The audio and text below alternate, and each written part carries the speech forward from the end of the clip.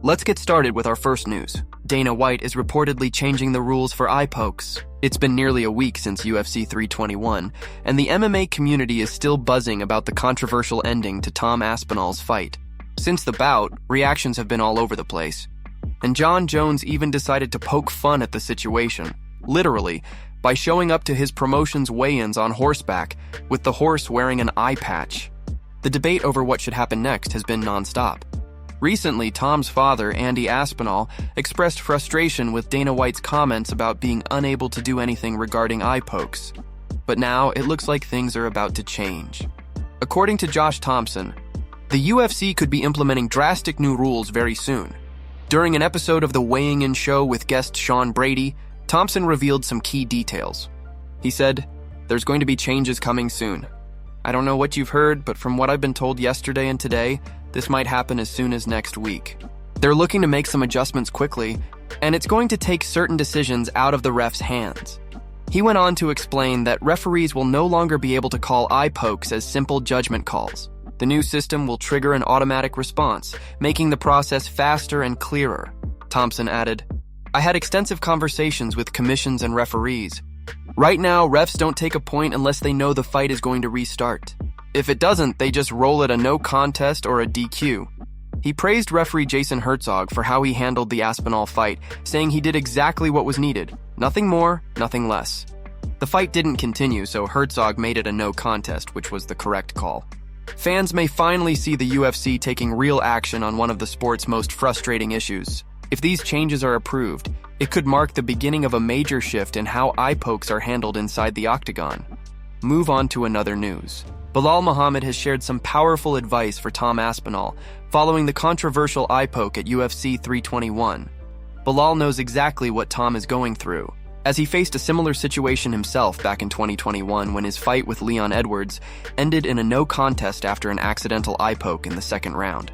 Speaking about the incident, Belal made it clear that he doesn't believe Tom exaggerated the injury or looked for a way out of the fight. Instead, he empathized deeply with what Tom is experiencing right now. "I've been there, bro," Belal said. "You get poked in the eye, it's not your fault, but suddenly the whole world is blaming you. The fans are saying you quit, and everyone's doubting your toughness. My advice to you, bro, stop caring. Stop worrying about what these people are saying." Belal went on to explain that no fighter wants a bout to end that way, especially when they're competing at the highest level. "Nobody wants to go out like that, especially if you're a real fighter," he said. "Even when you're showing proof, going to the doctor, getting your eye checked, it doesn't matter to them. People are still going to talk. You'll have doctors saying, 'Oh, it was nothing.' You'll be fine, but they don't know what it's like to be in there, unable to open your eye." He described his own painful experience after the Leon fight, saying he couldn't open his eye for nearly 30 minutes. "It was one of the hardest things I've ever gone through," Belal recalled. When you've got a finger in your eye and can't see, you're not thinking about winning or losing, you just can't fight. Belal also defended Tom's performance before the stoppage, pointing out that it was a close fight. "It was like 28 strikes to 30 strikes, he said. "People are acting like Tom was getting pieced up, but that's not true. He looked comfortable. He was smiling, he was moving well. It's just that people expected him to walk through Gain, so now they're giving Gain extra credit." He ended his message on a supportive note, telling Tom to embrace the hate and move forward. "Tom, stop caring, bro. Embrace the boos. They're going to come, but that's okay. Welcome to the club. I opened that door for you. Come chill with me. We'll take the heat, but we're going to win." Move on to another news. Jon Jones is once again making headlines, and this time it's for something completely unexpected. After the recent event, the Schmo caught up with Jon for a quick interview, and what followed was a rare moment of humility and excitement from the former champion. Jon openly begged Dana White to let him compete on the highly anticipated White House card. During the interview, Jon looked fired up but also surprisingly sincere. The Schmo said he couldn't wait to see Jon compete at the White House, to which Jon immediately responded with genuine emotion. "I know. I really hope it happens," he said, before turning his attention directly to the UFC President. "Dana, bro, please. I'm training, I feel great, I'm healthy, and I would be so honored to represent our country and do what I do." It wasn't the usual confident or cocky Jon Jones that fans are used to seeing. This was a more grounded version of him, focused, respectful, and clearly eager to be part of a historic moment. For Jon, fighting on a card hosted at the White House would be more than just another opportunity. It would be a chance to make history once again. He's already achieved almost everything inside the Octagon, but the idea of competing on such a monumental stage seems to have sparked a new fire in him. Jon has always had a flair for making big moments even bigger. From walking out with unmatched swagger to delivering iconic performances, he knows how to make every fight feel like an event. But this time, it's not about showmanship, it's about legacy representing his country.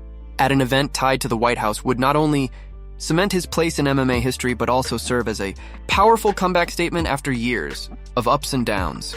He emphasized how good he's feeling in training, mentioning that he's healthy and motivated to step back inside the Octagon as soon as possible. For fans, seeing Jon Jones back in action, especially on a card of this magnitude, would be nothing short of electric. Whether it's against Tom Aspinall, Alex Pereira, or anyone else, Jon seems ready for whoever stands across from him. His message to Dana White was simple but passionate. Dana, bro, please, let's make it happen. Move on to another news. Jorge Masvidal has officially hinted at his return to the UFC, and fans are fired up about it. After months of speculation, the Miami native has confirmed that he's been back in the gym, training hard, and preparing for what could be one of the most talked about comebacks in recent memory. Jorge revealed that he's eyeing a spot on the upcoming UFC White House card, a historic event that's already drawing huge attention across the MMA world. Masvidal's last appearance inside the Octagon was at UFC 287 back in 2023, where he faced Gilbert Burns and came up short via unanimous decision. That loss marked his fourth in a row, and shortly after, Jorge announced he was stepping away from the sport. But now it looks like the BMF himself isn't done just yet. He's been training for 2 to 3 months, sharpening his tools and keeping himself in fighting shape. Your boy's been training, I tell you that much, Jorge said. Been like 2-3 months now on it, and I'm online calling Trump, calling everybody. You gotta get me on this June card. I'm staying focused, staying in shape, brother. Hopefully everything works out. When asked if he specifically wanted to fight Leon Edwards on that card, Jorge didn't hesitate to express his interest. Even though Leon no longer holds the welterweight title, Masvidal said the rivalry between them still feels unfinished. Leon don't got the belt no more, but I'd still always want to fight Leon, he said. We got history, man. I've never had any ill will towards him, but I'd still love to punch him in the face, just settle all that, and let him get his shots in too. However, Masvidal made it clear that it doesn't have to be Leon. For him, the most important thing is being part of this once-in-a-lifetime event. If it's not Leon, I don't care, he continued. Just give me somebody who's going to come to fight, and let's throw down for the president on the White House lawn. This ain't never gonna happen again, man. With that trademark Masvidal confidence, he added, it doesn't matter if I'm too young, too old, or right in my prime. There's no discouraging me out of this. I'm ready. This is history. Move on to another news. Kamaru Usman and Henry Cejudo have stirred up a massive debate in the MMA world after claiming that Khabib Nurmagomedov would beat Alex Pereira if the two ever met inside the Octagon at 185 pounds. The conversation took place during a podcast where both former champions passionately discussed how Khabib's grappling and dominance could translate even against someone as dangerous as Alex Pereira. Cejudo started things off by asking, what if they both meet at 185 pounds? Does Khabib win? He then followed it up by saying, this is a real question, bro, because I've seen what Khabib is able to do to light heavyweights and even heavyweights with his grappling. You put Alex Pereira and Khabib Nurmagomedov in there at 185 pounds and they both make weight. Who wins, Kamaru? Without hesitation, Usman replied, obviously Khabib Nurmagomedov. I rest my case. Henry laughed and said, I'm Triple C, but go ahead, Kamaru. Usman added, you already answered it for me, man. From there, the discussion got more intense as they compared resumes and legacies. Usman argued that people shouldn't overlook Khabib just because he didn't move up in weight. So by that logic, just because I beat a guy, does that mean I have a better resume than him? He asked. Khabib went from 155, skipped 2 weight classes in theory, and you're telling me he couldn't handle middleweight? Look at what people are saying about Terrence Crawford in boxing. He moved up 2 divisions and everyone's calling him the GOAT because he's been dominating for a while. Cejudo agreed, but also gave a more balanced take, saying, yeah, I agree with you, he hasn't done enough in terms of moving up. But stylistically, I truly believe Khabib could win at 185. I've told him before, I don't want to fight that dude. He's too dominant.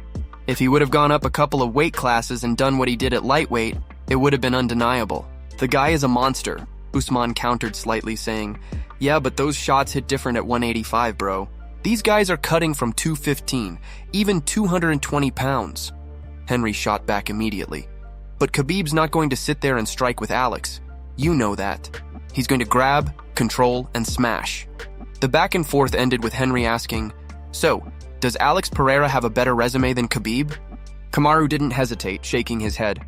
"No," he said firmly. "Not even close. Move on to another news." Shavcat Rakhmonov has reportedly retired from MMA, shocking fans and fighters across the world. The news broke during a recent episode of Niza TV, a Russian podcast hosted by Salah Hufu, who happens to be a close friend of the undefeated welterweight contender. Salah dropped the bombshell by confirming that Shavcat has officially decided to step away from the sport. He explained that following Shavkat's close victory over Ian Machado Gary and the injuries that followed, the Kazakh fighter hasn't set foot inside the Octagon for almost a full year. But according to Salah, this retirement isn't just about the injuries or the long layoff. It's also about deep frustration with how the UFC operates, specifically, how the promotion chooses who gets the next title shot. Team Shavcat reportedly believes he's earned his shot at the belt, but the UFC continues to prioritize big names and star power over merit. This has left him disillusioned with the sport's politics. Salah stated, "I'll repeat myself once again, and I suggest you take my words seriously. I know that Shavcat will no longer fight." He even dismissed claims that Shavkat's training was proof he planned to return. "You're telling me he's training and that's your only proof? Okay, let him train, so what? I know he won't fight anymore. He can train as much as he wants, but he's done." Salah went on to explain that it's been almost a year since Shavcat last competed, and by the time he could realistically return, it would be close to a year and a half. The guys he could have fought will all be active again in November. For Shavcat to earn a title fight, he'd need to face them first, and that would take months. If he fought someone like Buckley, that still wouldn't be enough for a title shot. It would take 6 more months at least. I'm telling you, Shavcat Rakhmonov will not fight ever again. The news quickly reached Dana White, who gave his reaction. "I don't know if anybody expected him to do what he did," Dana said. "You never know what to expect in this sport, man. Anything is possible. These guys all reach a point where they have to make decisions for themselves. Everyone's got to do what's right for them and their families. Whatever they decide, they've got to do what's best for them." Move on to another news. JDM is putting in work ahead of his highly anticipated welterweight title defense against Islam Makhachev at UFC 322. The Australian star has been sharpening his tools with none other than Alexander Volkanovski, one of the most technical fighters in the game today. The two have been training together this week, pushing each other to the limit and fine-tuning every small detail that could make the difference inside the Octagon. In a recent interview, JDM shared how much he's learned from Volkanovski in just a few sessions. "We did a session yesterday, we've got one today, and then Wednesday and Thursday too. So that's 4 solid sessions in total, which is sick. Even just the small techniques, they help so much. Volk's been in the game for a long time and faced so many different styles. The little tweaks he gives me make a huge difference." Volkanovski, who's known for his high fight IQ and meticulous attention to detail, echoed that sentiment. "It's always good to train at other places. Everyone's got different styles, different bodies to move around with. It's been great working with Jack. I love breaking things down, watching how he approaches stuff because he does things so well. You just learn a lot when you're moving with different bodies and different energies." The chemistry between the two Aussies is undeniable. Both are perfectionists in their craft, always looking to find that extra 1%. Volkanovski explained how he enjoys seeing things from another elite fighter's perspective. Jack's got his own rhythm, his own way of finding openings. When we train, it's not just about technique, it's about understanding timing, distance, and decision-making. That's what separates good fighters from great ones. JDM admitted that training with Volk has been nothing short of transformative. He just knows how to explain stuff, like he can put words to every little movement or adjustment. That's invaluable to any MMA fighter. I'm just lucky to be able to train with someone like him. I literally feel 10 times better already. As UFC 322 approaches, it's clear that JDM isn't leaving anything to chance. Every drill, every sparring session, and every conversation with Volkanovski is adding a new layer to his already elite game. The bond between these two Australian powerhouses is pushing them both to be at their absolute best. With this kind of preparation and mindset, JDM looks more ready than ever to defend his title and deliver another unforgettable performance under the bright lights of the Octagon.